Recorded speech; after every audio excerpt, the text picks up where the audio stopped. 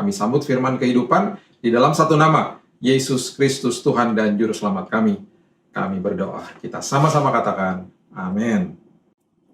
Bapak Ibu yang dikasihi Tuhan, pada kesempatan hari ini kita akan membahas firman Tuhan berjudul Tengah Malam. Tengah malam adalah sebuah peralihan atau sebuah waktunya Tuhan di mana manusia mengalami peralihan, di mana manusia mengalami sebuah pembebasan, di mana manusia mengalami sebuah pemulihan di dalam Tuhan. Dan itu selalu ada namanya cut off time, di mana atau yang diartikan sesuatu waktu yang akhirnya membatasi antara gelap menuju ke terang. Itu dinamakan tengah malam, tengah malam. Dan ini adalah sebuah kebenaran yang perlu kita perhatikan dan ada banyak sekali pewahyuan di dalamnya. Mari kita belajar bersama-sama tentang prinsip tengah malam, dan ini sangat-sangat relevan dengan apa yang kita alami juga di dalam dunia ini, di dalam dunia yang penuh dengan kegelapan ini, gitu ya. Kita mulai dari kitab Kejadian pasal yang pertama, ayat yang pertama sampai yang kedua mengatakan, pada mulanya Allah menciptakan langit dan bumi. Ya, Allah menciptakan langit dan bumi. Bumi belum berbentuk dan kosong. Gelap gulita menutupi samudra raya dan roh Allah melayang-layang di atas permukaan air. Jadi pada awalnya, ya, semua dimulai dari sebuah kegelapan. Dari sesuatu darkness, kegelapan. Di dalam proses kreasi pun juga seperti itu, ya. Selalu begitu. Nah, kemudian diteruskan ketika di dalam proses kreasi ini ada sebuah pembentukan hari pertama, itu juga dimulai dari sebuah kegelapan. Kita baca sama-sama di Kejadian pasal yang pertama, ayat yang kelima mengatakan, dan Allah menamai terang itu siang. Oke? Dan gelap itu malam. Ya. Kemudian dikatakan begini, perhatikan kalimat ini, jadilah petang dan jadilah pagi. Dimulai dari petang hari dulu. Dimulai dari malam hari dulu. Jadilah petang dan jadilah pagi. Ya, kemudian dikatakan itulah hari pertama. Itulah hari pertama. Jadi, ini harus kita mengerti dulu bahwa dasarnya segala sesuatu itu dimulai dari sebuah kegelapan, kemudian diciptakan terang di atasnya. Ya, itu sebuah kiasan, ya, yang perlu kita mengerti bahwa memang ketika ada di dalam sebuah kegelapan, kita selalu diuji imannya. Keabsahan daripada iman kita pada musim yang sulit ini diuji. Kita sama-sama ada ujian bareng-bareng, sama-sama. Ada yang gugur, ada yang butuh pertolongan, ada yang minta pertolongan, dan kita saling bantu, saling menguatkan sesama orang percaya. Ada yang tegar. Itu semuanya karena apa yang kita masukkan ke dalam pikiran dan hati kita sebelum masa-masa sulit ini. Jadi keabsahan iman kita itu semuanya diuji pada saat ini. Dan kita bisa lihat di sekitar kita. Anak-anak Tuhan mana yang kuat, mana yang akhirnya hidup di dalam ketakutan, mana yang akhirnya rontok, gugur, dan jatuh, dan diam-diam juga jatuhnya gitu ya. Ada juga yang terus terang dan minta pertolongan, dan itu sangat baik sebenarnya. Dan sama-sama sebagai orang percaya saling menolong. Bahkan orang yang tidak percaya pun banyak yang minta pertolongan dan ditolong. Ya, itulah sebuah kegelapan yang terjadi pada saat ini. Nah, seringkali ketika kita masuk ke dalam sebuah kegelapan, kita mau cepat-cepat keluar. Kita mau cepat-cepat selesai. Tapi seringkali Tuhan mengatakan, nanti dulu. Nanti dulu. Kita belajar sama-sama ya. Keluaran pasalnya yang ke-11, ayatnya yang ke-4 itu adalah kata tengah malam yang pertama kali didokumentasikan di Alkitab. Ya, itu ada hubungannya dengan tulah yang ke-10. Ya. Keluaran 11 ayat yang ke-4, berkatalah Musa, beginilah firman Tuhan, pada waktu tengah malam aku akan berjalan dari tengah-tengah Mesir. Aku akan berjalan dari tengah-tengah Mesir. Kemudian disambung di Keluaran 12 ayat yang ke-29 dan 30, ada sesuatu yang terjadi di antara dua bangsa ini. Kita sudah tahu kisah ini di mana terjadi the first Passover, Paskah yang pertama ya. Kemudian dikatakan di Keluaran pasal yang ke-12 ayat yang ke-29, maka pada tengah malam, ya, tengah malam Tuhan membunuh tiap-tiap anak sulung di tanah Mesir. Ini tulah yang ke-10, ya, tulah yang terakhir. Dari anak sulung Firaun yang duduk di tahtanya sampai kepada anak sulung orang tawanan yang ada dalam liang tutupan beserta segala anak sulung hewan. Lalu bangunlah Firaun. Lalu bangunlah Firaun pada malam itu, ya, bersama semua pegawainya dan semua orang Mesir. Dan kedengaranlah seruan yang hebat di Mesir, sebab tidak ada rumah yang tidak kematian. Ada kedukaan di satu sisi. Lalu pada malam itu dipanggilnyalah Musa dan Harun. Katanya, bangunlah, keluarlah dari tengah-tengah bangsaku, baik kamu maupun orang Israel. Pergilah, beribadahlah kepada Tuhan seperti katamu itu. Jadi dari tengah malam itu, ketika bangun di esok harinya, ada dua kejadian yang berbeda yang menimpa dua bangsa ini. Bangsa yang satu mengalami kedukaan yang begitu luar biasa, kehilangan pengharapan.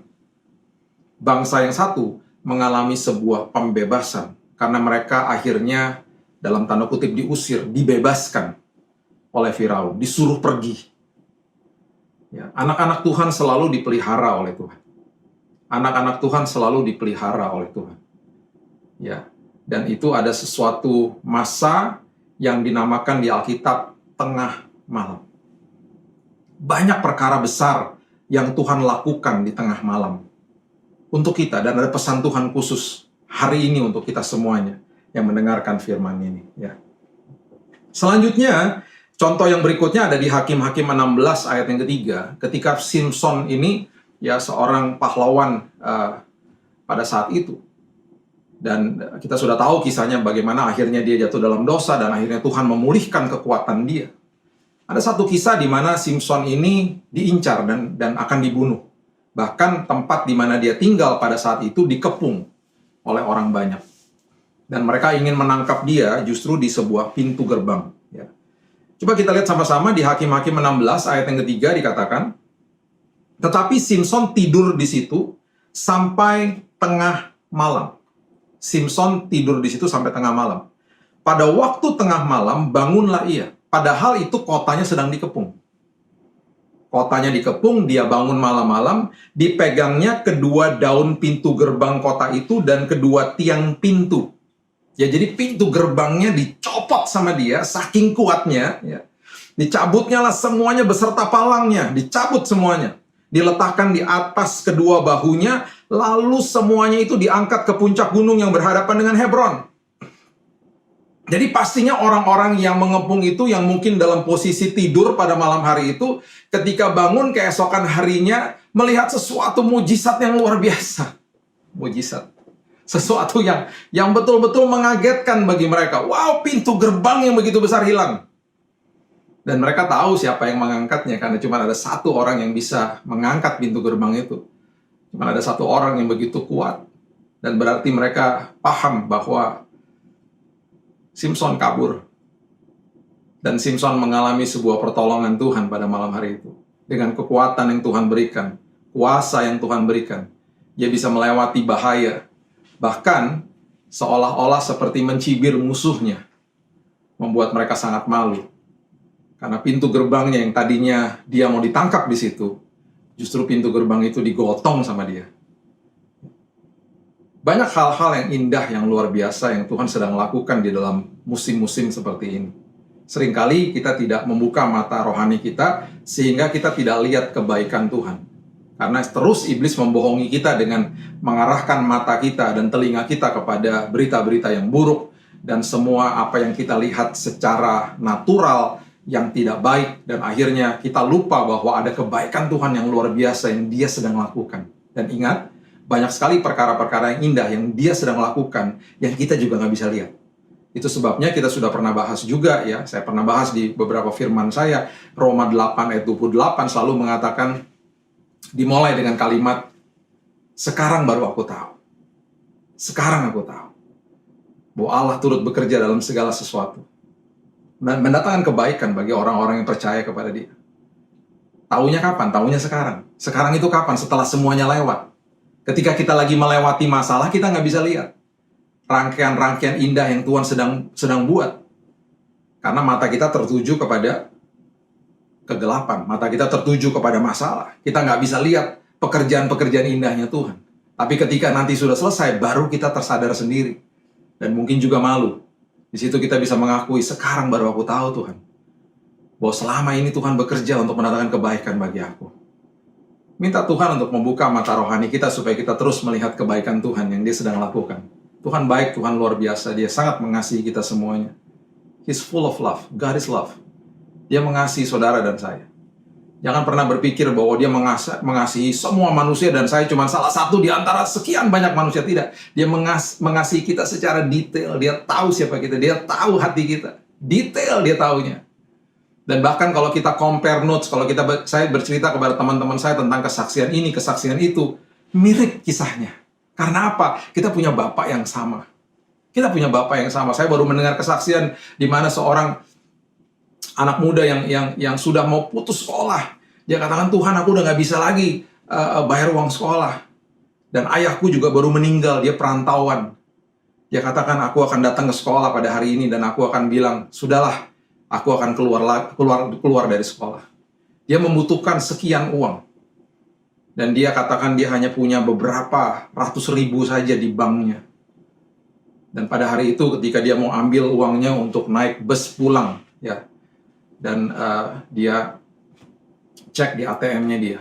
Tiba-tiba di saat itu dia melihat jumlah uang yang persis untuk bayar uang sekolah. Sampai hari ini dia katakan dia nggak pernah tahu siapa yang kirim. Dia cek ke bank juga nggak ketahuan, rupanya disetor cash. Ya, jadi dia nggak tahu. Luar biasa Tuhan, di hari itu, di mana dia membutuhkan. Tuhan selalu on time. Tuhan selalu melakukan kebaikannya bagi setiap kita. Detail, bayangkan, detail. Setiap daripada kita. Ada kebaikan Tuhan yang luar biasa. Ya. Itu sebabnya ketika kita berjalan di dalam kegelapan, saya pernah ada firman tentang membahas tentang lembah yang saya pernah utarakan tentang prinsip ini. Ya, saya akan membacakan lagi supaya kita ingat semuanya. Mazmur 23 ayat yang keempat mengatakan, sekalipun aku berjalan dalam lembah kekelaman, aku tidak takut bahaya, sebab Engkau besertaku, gadamu dan tongkatmu itulah yang menghibur aku. Ya. Saya suka bahasa Inggrisnya dikatakan, though I walk through the valley of the shadow of death. Berarti apa? Saya cuma lewat. Di dalam kegelapan ini, kita cuma lewat. Kita hanya melewati saja. Kemudian dikatakan, the valley of the shadow of death. Lembah bayang-bayang maut. Ya, ingat ada 3 prinsip. Kalau bayang-bayang maut itu berarti bayangan itu selalu tampaknya lebih besar daripada aslinya. Iblis selalu membesar-besarkan masalah. Yang kedua, bayangan tidak akan pernah bisa melukai kita. Nggak pernah ada berita seorang bapak meninggal karena ditabrak sama bayangan truk. Nggak ada. Bayangan tidak bisa melukai kita. Dan yang terakhir, ketika ada bayangan, berarti di situ ada cahaya yang hadir. Sampai terjadi bayangan. Dengan kata lain, Daud lagi memberitahu kepada kita, di dalam lembah bayang-bayang maut, di dalam sebuah kegelapan pun, Tuhan hadir di situ. Hadir bersama-sama kita, berjalan bersama-sama kita. Makanya ada bayangan. Jadi nggak usah takut, Tuhan akan berjalan bersama kita, dan kita akan dibawa sampai ke ujung dengan selamat. Ya. Sekali lagi, pastinya kita ingin keluar dari kegelapan. Betul? Pastinya. Tapi seringkali Tuhan katakan, tunggu dulu. Tunggu dulu. Jalan sama-sama aku. Tunggu dulu. Ya, tunggu dulu. Kalau saya sudah perintahkan itu, ada perkara besar yang aku akan lakukan dalam hidupmu. Lakukan dalam hidupmu. Ada sebuah kisah di Perjanjian Lama, ya, di Kejadian pasal yang ke-26. Ketika ada kelaparan di negeri di mana Ishak tinggal, dia membawa keluarganya untuk pergi dan mengungsi ke Mesir. Di tengah-tengah perjalanan, dia mampir ke tempat yang bernama Gerar, ya, di daerah Filistin. Kemudian di situ ada perintah Tuhan yang disampaikan kepada Ishak. Kejadian pasal yang ke-26 ayat yang pertama, maka timbullah kelaparan di negeri itu. Ini bukan kelaparan yang pertama yang telah terjadi dalam zaman Abraham.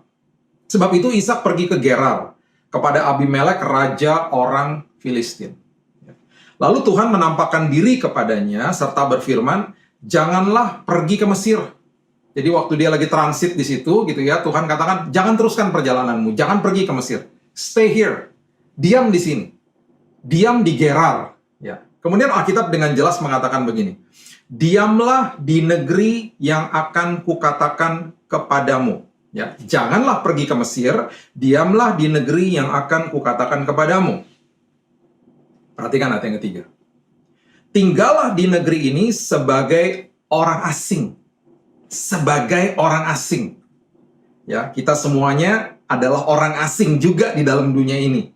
Ya, Yohanes mengatakan dengan jelas bahwa kita bukan berasal dari dunia. Tapi kita ditugaskan untuk ada di sini. Dan selalu di dalam dunia ini diliputi banyak sekali kegelapan. Dan pada musim ini kita bersama-sama melewati kegelapan. Ya. Jadi kita juga masuk ke dalam sebuah musim yang memang asing. Karena sekali lagi yang saya katakan tadi, kita tidak diciptakan untuk tinggal di dalam kegelapan. Dan jangan sampai kita tinggal di dalam kegelapan terus. Itu hanya sebuah musim kesulitan yang Tuhan bawa kita. Berbeda dengan orang yang sengaja mau tinggal di dalam kegelapan. Ya, itu mengerikan sekali. Ya, kalau orang mau tinggal di dalam kegelapan, itu berarti dia mau tinggal di dalam dosa. Ya. Pernahkah Bapak Ibu masuk ke dalam sebuah kamar dan kemudian mematikan lampu? Ya, dalam hitungan 5 menit setelah itu kita bisa melihat mata kita mulai adjusted, mata kita mulai terbiasa, kita bisa melihat di dalam kegelapan pintu letaknya di mana, jam dinding di mana, lampu di mana. Karena matanya mulai terbiasa. Pernah ya mengalami pengalaman seperti itu. Banyak orang seperti itu. Sengaja mau hidup dalam dosa dan akhirnya bisa berjalan di dalam kegelapan, bisa. Bisa. Tapi pastinya tidak ada damai sejahtera. Pastinya tidak ada sukacita, tidak ada hikmat Tuhan, tidak ada penyertaan Tuhan di situ. Itu tempat yang betul-betul gelap dan sengaja dia mau masuk ke situ. Ya, yang kita bahas hari ini adalah musim kegelapan, musim yang sulit. Tetapi ada pemeliharaan Tuhan bagi anak-anak Tuhan yang terus setia kepada Tuhan. Tinggallah di negeri ini sebagai orang asing, maka aku akan menyertai engkau dan memberkati engkau. Tinggallah di tempat asing ini, masuklah ke dalam musim asing ini, masuklah ke dalam kegelapan ini, aku akan menyertai engkau. Walaupun itu lembah kekelaman, it's okay, no problem, saya akan pegang tanganmu. Aku akan menyertai engkau dan memberkati engkau. Haleluya. Sebab kepadamu lah dan kepada keturunanmu akan kuberikan seluruh negeri ini, dan aku akan menepati sumpah yang telah kuikrarkan kepada Abraham ayahmu. Wow. Wow. Kadang-kadang kita katakan, Tuhan, aku mau keluar dari kegelapan ini, aku mau keluar dari tempat asing ini. Tuhan katakan, ntar dulu, nanti dulu. Diam dulu di situ. Aku bersama dengan kamu kok. Ikuti aja perintahku. Ini hanya walking through. Kita hanya lewat saja kok. Kejadian 26 ayat yang ke-12 mengatakan, maka menaburlah Ishak di tanah itu, dan dalam tahun itu juga ia mendapat hasil 100 kali lipat, sebab ia diberkati Tuhan. Di dalam kondisi asing seperti begini, kegelapan yang kita lewati bersama-sama, taburlah kebaikan, taburlah ketaatan, taburlah, jangan pernah stop. Selama Tuhan katakan, tunggu dulu, diam dulu di situ, diam di tempat asing itu.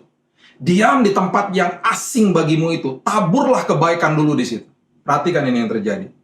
Ayat 13, dan orang itu, dan Ishak, menjadi kaya, bahkan kian lama, kian kaya, sehingga ia menjadi sangat kaya. Kaya, kian kaya, dan sangat kaya.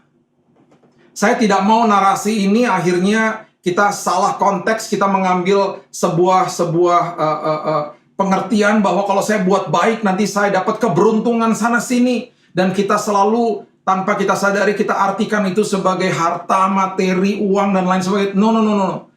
Saya paling anti sama itu.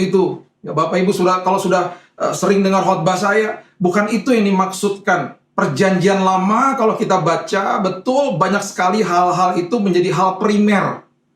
Tapi ketika masuk ke dalam perjanjian baru, itu menjadi hal sekunder. Yang primernya apa? Kaya apa? Kian kayanya tuh apa? Sangat kayanya tuh apa? Damai sejahtera, sukacita, hikmat, iman. Itu yang harus kita kejar menjadi kekayaan dalam hidup ini. Terus tabur yang namanya ketaatan walaupun di dalam gelap. Kerap kali sulit, tapi justru kita akan kaya, kian kaya, dan sangat kaya. Dengan damai, dengan sukacita, dengan hikmat Tuhan. Percuma punya uang banyak, percuma punya harta kalau nggak ada sukacita.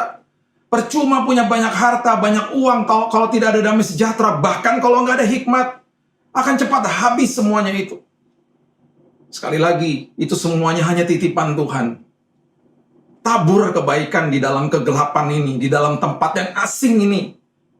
Tuhan berjanji, kita akan kaya, kian kaya, dan sangat kaya. Dan perhatikan ayat yang selanjutnya ini. Ia mempunyai kumpulan kambing domba dan lembu sapi serta banyak anak buah sehingga orang Filistin itu cemburu kepadanya. Cemburu kepadanya. Saya banyak mendengar orang-orang yang datang kepada saya, kepada orang-orang yang saya kenal, anak-anak Tuhan, dan banyak yang menanyakan, kok bisa sih kamu dalam kondisi yang sama seperti aku kok melewati masa kegelapan ini? Kok aku lihat kamu tenang? Kok aku lihat kamu tersenyum? Kok aku lihat kamu punya penuh hikmat ketika kamu mengambil keputusan, gak gegabah gitu loh. Tenang gitu. Kok bisa sih? Itu yang digambarkan di saat ini ketika orang Filistin cemburu kepada Ishak. Kok bisa sih? Padahal kamu ada di tempat asing. Padahal kamu ada di tempat yang sangat gelap. Itu yang Tuhan buat perbedaan antara orang-orang percaya dan orang-orang yang bukan percaya. Dan justru perbedaan itu baik karena itu membawa kemuliaan Tuhan. Supaya banyak orang bisa mengenal Kristus sebagai Juru Selamat. Justru dari kemuliaan Tuhan yang dikeluarkan lewat hidup kita. Tuhan suka, ya, sekali lagi Tuhan suka memamerkan kita. Memamerkan kemuliaannya lewat saudara dan saya. Mereka akhirnya sangat-sangat cemburu, dan ini yang dilakukan gitu ya. Ayat yang ke-15, segala sumur yang digali dalam zaman Abraham, ayahnya, oleh hamba-hamba ayahnya itu, telah ditutup oleh orang Filistin dan ditimbun dengan tanah. Jadi banyak sumur di daerah situ yang sudah ditimbun. Ya. Lalu kata Abimelek kepada Ishak, pergilah dari tengah-tengah kami sebab engkau telah menjadi jauh lebih berkuasa daripada kami. Udahlah, kamu pergi aja, jangan di sini ya, karena banyak orang udah mulai cemburu sama kamu, pergi aja. Kembali di tempat yang sangat asing, kemanapun Ishak disuruh pergi di tempat yang asing itu, pemeliharaan Tuhan pasti terjadi karena sudah janji Tuhan kepada dia. Sama seperti kita, penyertaan Tuhan selalu tepat waktu dalam hidup kita. Jadi pergilah Ishak dari situ dan berkemalah ia di lembah Gerar, ya, di lembah Gerar, nggak jauh dari situ, di lembah Gerar, dan ia menetap di situ. Perhatikan kalimat ini. Kemudian Ishak menggali kembali sumur-sumur yang digali dalam zaman Abraham ayahnya, yang telah ditutup oleh orang Filistin sesudah Abraham mati. Sumur-sumur yang sudah ditutup. Disebutkannya nama sumur-sumur itu menurut nama-nama yang telah diberikan oleh ayahnya. Perhatikan ayat 19. Ketika hamba-hamba Ishak menggali di lembah itu, mereka mendapati di situ mata air yang berbual-bual airnya. Haleluya. Haleluya. Banyak yang orang katakan di musim ini, Pak, kehilangan pekerjaan, Pak. Pak, kehilangan penghasilan, Pak. Ingat, yang ditutup cuma kerannya, ya, pipanya. Sumbernya nggak pernah tutup. Sumbernya adalah Tuhan. Ya, ingat, kita punya akses kepada sumber, toh.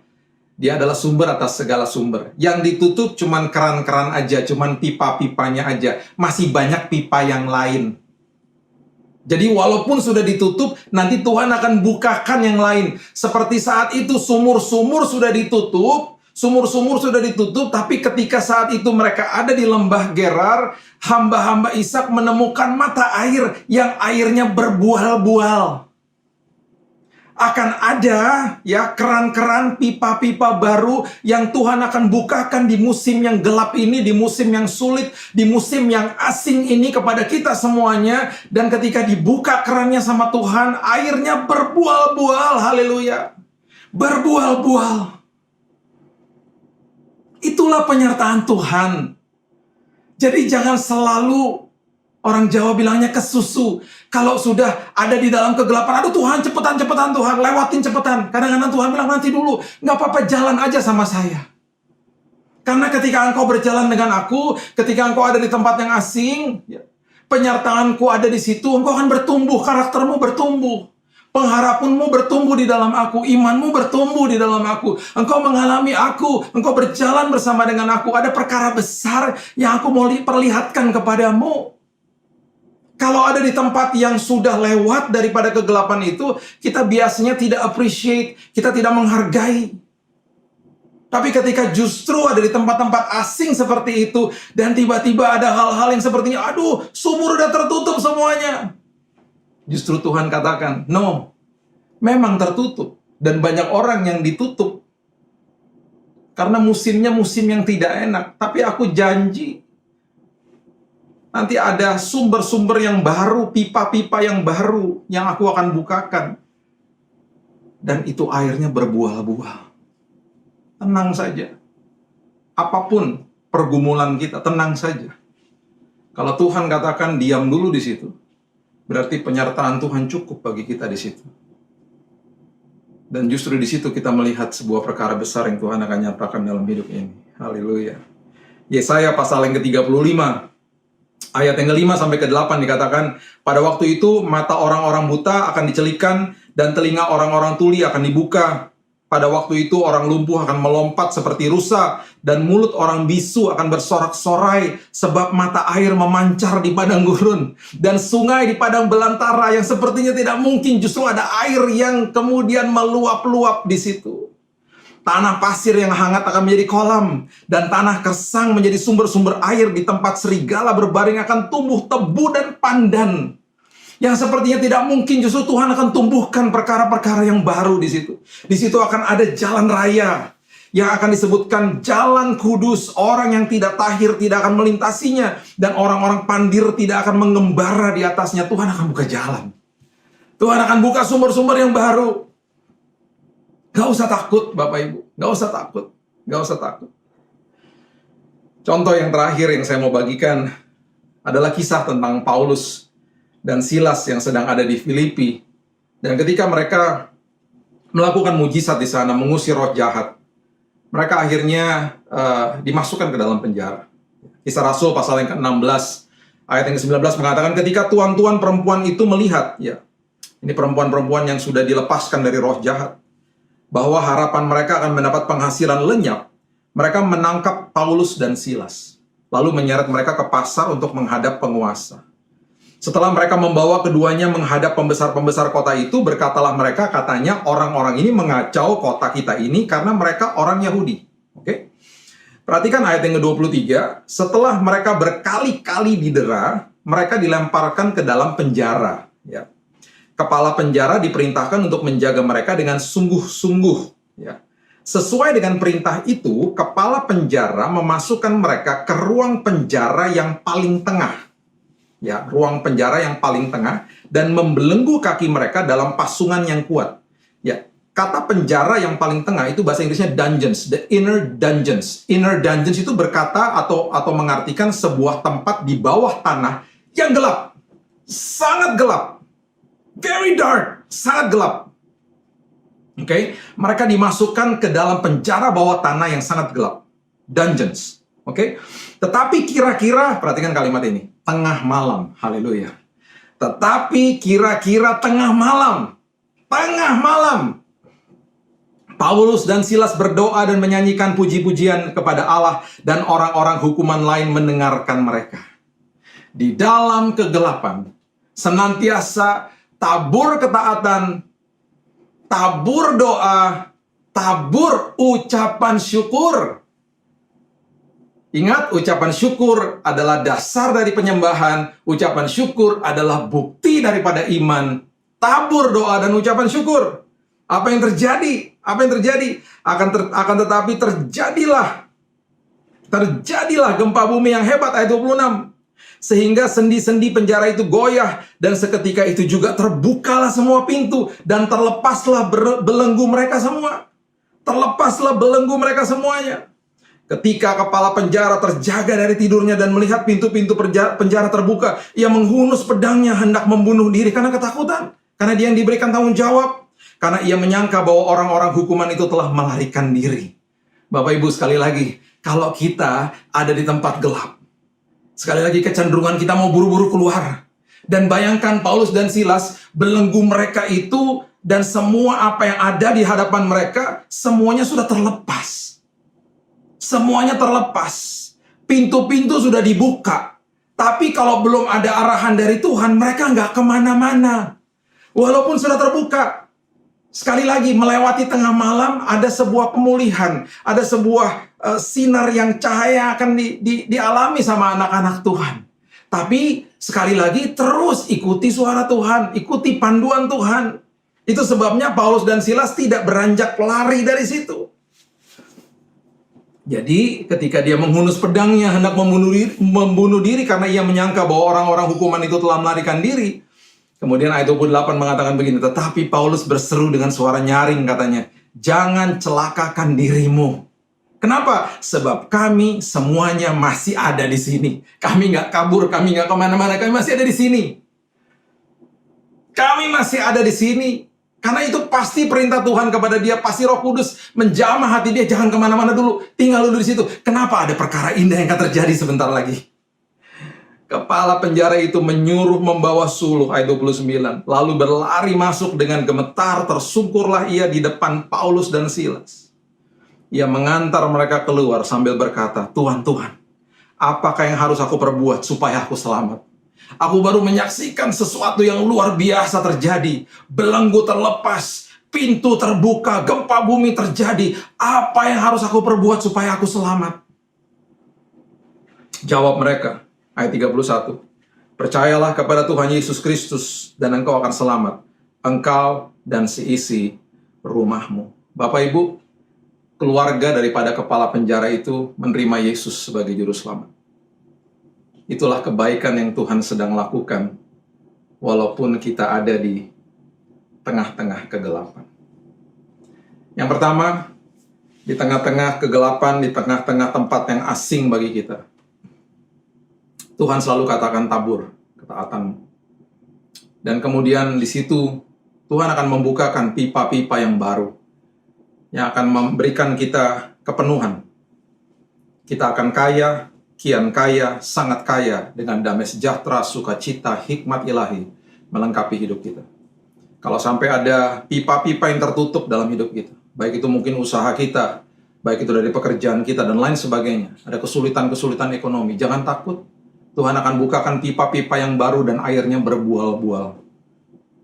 Dan kemudian, jangan buru-buru keluar, walaupun mujizat sudah terjadi, dan selalu ada harapan di depan kita. Pelan-pelan ikuti arah Tuhan.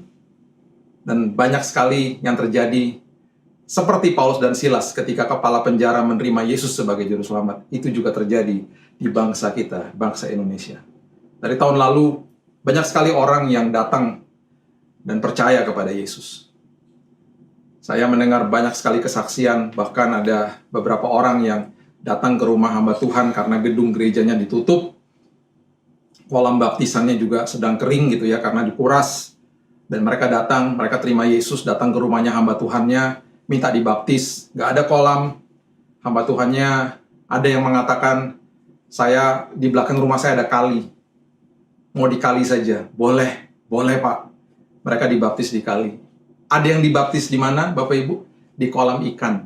Ada juga yang dibaptis di kolam ikan.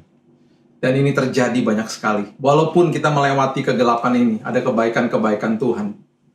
Ada orang-orang yang diselamatkan, banyak jiwa yang diselamatkan untuk Kristus. Banyak orang-orang yang percaya kepada Kristus. Puji nama Tuhan.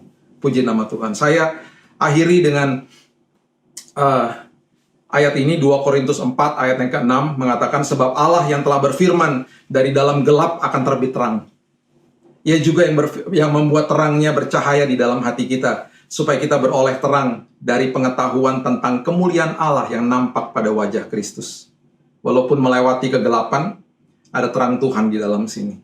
Mazmur 112 ayat yang keempat, di dalam gelap terbit terang bagi orang benar, pengasih dan penyayang orang yang adil. Haleluya. Dan yang terakhir Mazmur 92 ayat yang pertama sampai ayat yang ketiga mengatakan, Mazmur nyanyian untuk hari Sabat adalah baik untuk menyanyikan syukur kepada Tuhan dan untuk menyanyikan mazmur bagi namamu ya yang maha tinggi, untuk memberitakan kasih setiamu di waktu pagi dan kesetiaanmu di waktu malam. Ketika melewati hari sulit, dalam kegelapan kesetiaan Tuhan cukup. Dan ketika nanti tiba di pagi hari, ketika pemulihan terjadi, ketika kita sudah melewati semuanya, dengan luar biasa, dengan bangga, kita bisa mendeklarasikan kebaikan Tuhan. Dan kita bisa katakan dengan kesaksian kita, Tuhan itu baik, kasih-Nya tidak berkesudahan bagi kita semuanya. Gak usah takut, lewati kegelapan walaupun asing bagi kita dengan penyertaan Tuhan dan pertolongan Tuhan, perkara besar terjadi bagi saudara dan saya.